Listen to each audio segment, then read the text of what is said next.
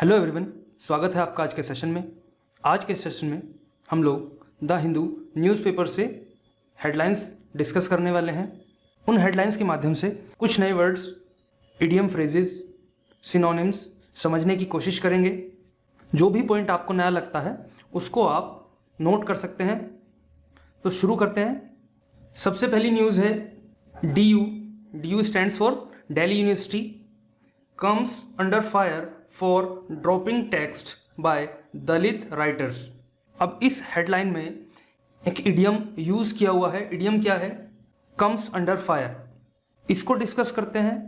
To come under fire, इसका अर्थ होता है टू बी क्रिटिसाइज और टू फेस क्रिटिसिज्म, अर्थात आलोचना के घेरे में आना या आलोचना का सामना करना। एग्जाम्पल से समझने की कोशिश करते हैं। द गवर्नमेंट, सरकार, हैज़ कम अंडर फायर, आलोचना के घेरे में आ गई है। फॉर यूजिंग, किस लिए?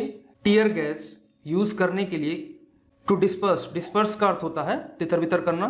क्राउड, भीड़, भीड़ को तितर बितर करने के लिए जो सरकार ने आंसू गैस का यूज किया है, उसकी वजह से सरकार आलोचनाओं के घेरे में आ गई है। सो वापस से न्यूज के ऊपर चलते हैं। DU comes under fire for dropping text bye Dalit writers.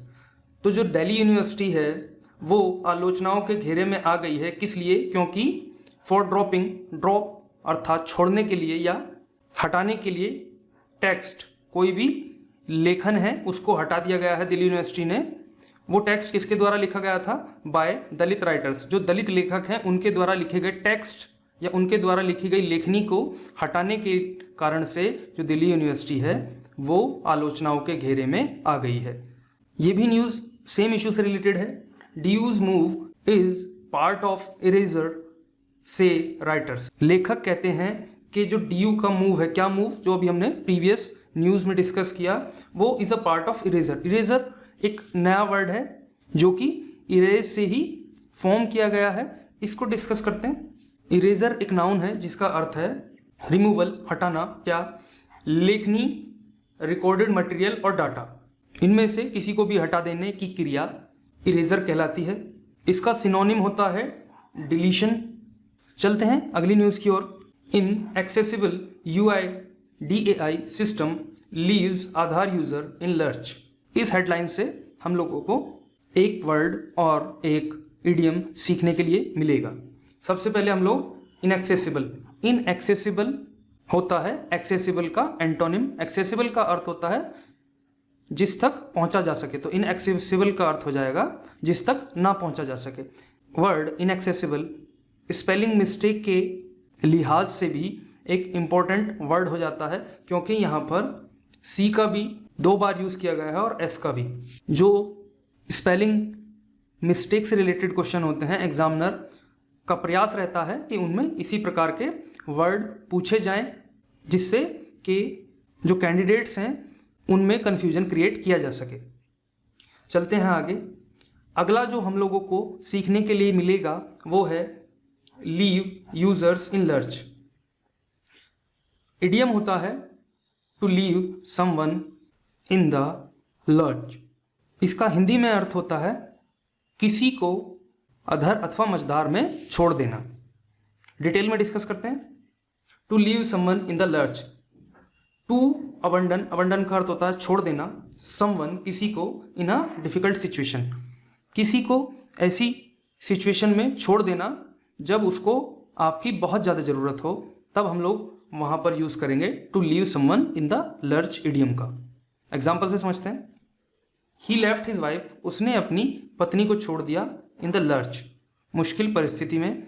Van, जब। She needed him the most, जब उसको उसकी सबसे ज़्यादा ज़रूरत थी।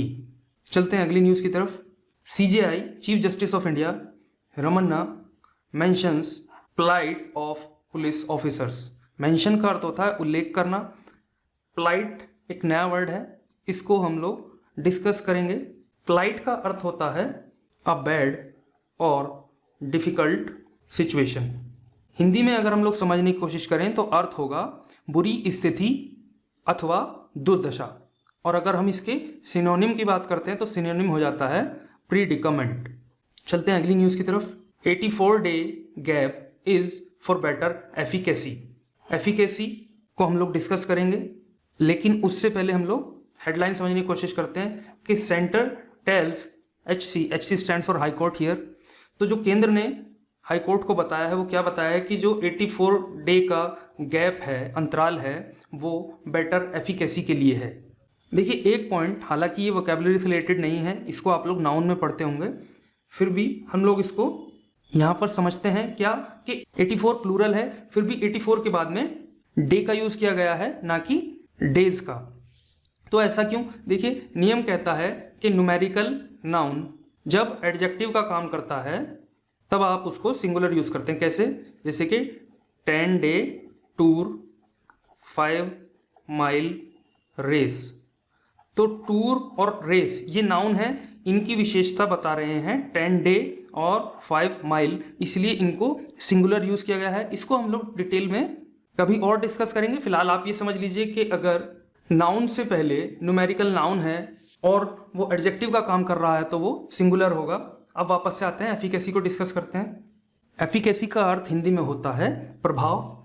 डेफिनेशन होगी इसकी, द एबिलिटी का अर्थ होता है योग्यता, of something like a drug, जैसे कि एक ड्रग या फिर कोई medical treatment, to bring about the desired results.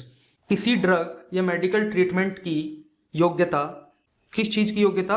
ताकि उससे हमको इच्छित जो रिजल्ट्स हैं, डिजायर्ड का अर्थ होता है इच्छित, तो इच्छित रिजल्ट्स हम लोगों को प्राप्त हो सकें, उस क्रिया को बोलते हैं एफिकेसी। सिनोनिम हो जाता है इसका इफेक्टिवनेस। चलते हैं अगली न्यूज़ की तरफ। Hooch case 9 policemen suspended. Hooch को डिस्कस करेंगे। हुज होता है एल्कोहलिक ड्रिंक, मादक पेय, स्पेशली इंफीरियर और इलिसिट विस्की। इसको अगर हम लोग हिंदी में देखें तो हो जाएगा अवैध शराब। ऐसा मादक पेय जो इलीगल तरीके से बनाया गया हो, जो अवैध हो, वो होता है हुज। अगली न्यूज़ देखते हैं। College girls murder. किसी विद्यालय की बालिका का खून हुआ है, जो कि खून से संबंधित मुद्दा आसाम कैबिनेट में पहुंच गया है या डिस्कस किया गया है। State government ask top police officer, जो राज्य सरकार है उसने जो उच्च पुलिस अधिकारी हैं उससे कहा है टू फास्ट ट्रैक प्रोब, की जो जांच है, प्रोब का अर्थ होता है जांच, उसको तेजी से किया जाए फॉर एग्जाम्पलरी पनिशमेंट। पनिशमेंट होता है दंड, और एग्जाम्पलरी को हम लोग डिस्कस करने वाले हैं। देखिए एग्जाम्पलरी जो है वो एग्जाम्पल से डेरिवेट किया गया है। सो एग्जाम्पलरी का अर्थ हो जाता है that can be an example to other people. ऐसा कुछ जो औरों के लिए नज़ीर बने या दूसरों के लिए आदर्श बने। एग्जाम्पलरी का जो सिनोनिम होगा वो होगा आइडियल या फिर model. Thank you very much.